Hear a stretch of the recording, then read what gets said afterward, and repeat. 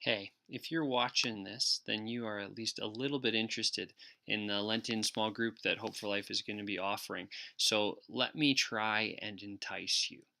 Lent is about a 40-day period. It's the 6 weeks before Easter. This year it starts on March 1st and it will conclude on Easter, which is April 16th. And it's a period that's traditionally associated with metaphors like spiritual house cleaning or spring cleaning or even the idea of wilderness. And as a church, we're going to be looking at some of the stories of Israel after they left Egypt and were in the wilderness and applying them and connecting with them as we go through Lent.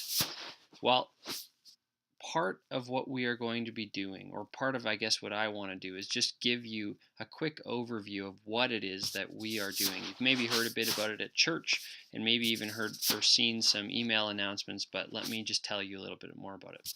There's two parts to what we're doing. The first is that we're asking everybody to pick some sort of Lenten practice, and we'll talk more about what that is in a minute, but there's going to be one thing that you either, or at least one thing that you either take out of your life or add into your life for a purpose of drawing nearer to God and obeying Him more fully and walking closer to Him for the period of Lent. So it's not a super long time, it's about 40 days.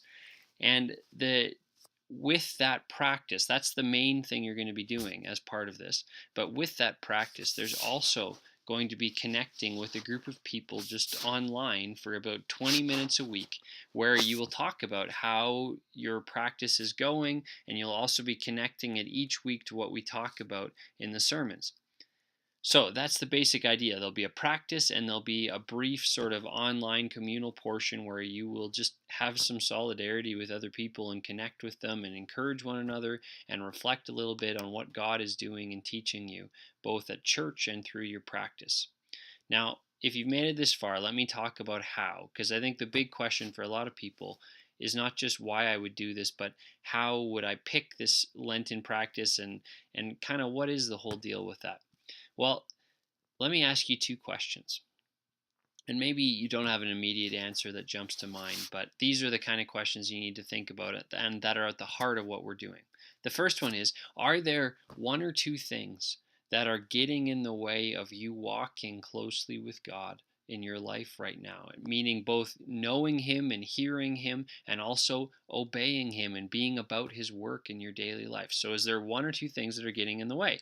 And on the flip side, is there something that you think, man, if I just did that, I would be walking more closely, more faithfully with God? Those questions are at the heart of picking your Lenten practice. So we would challenge people, and as Shelby and Jean and I have talked about this, we've thought, a lot of Lenten practices function around the idea of silence and solitude traditionally. So, are there things in our lives that get in the way? For example, our busyness or Netflix, of us talking to God and maybe reading His Word and thinking about it, meditating on it, and just being nearer to Him.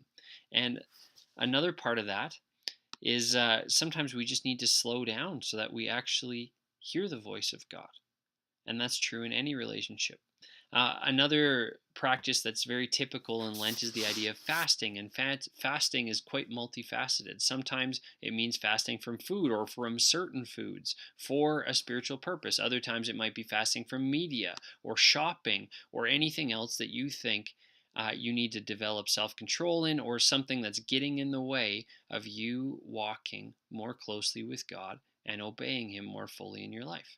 And a final sort of category of discipline that often comes up during Lent is the idea of sacrifice.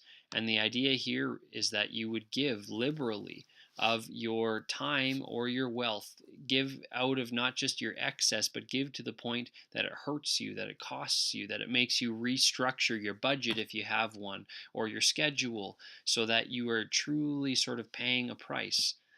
All of those things are categories, so solitude and silence and fasting and sacrifice, but you can go out of those things. The fundamental idea is, what are things that are either getting in the way of you walking more closely to God and obeying Him, or what are things that you might need to do to add in or to start doing again that you used to do that would help you walk more closely with God and help you obey Him? I've said that a lot of times now, but I hope that you're getting the point.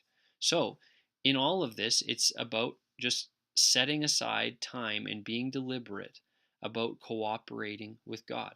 These disciplines are not magic and they do not change us in and of themselves, but disciplines are a proven and well attested to way of sort of surrendering to God and of praying with our lives and saying, God, we're really serious about wanting to know you more and about wanting to obey you more fully.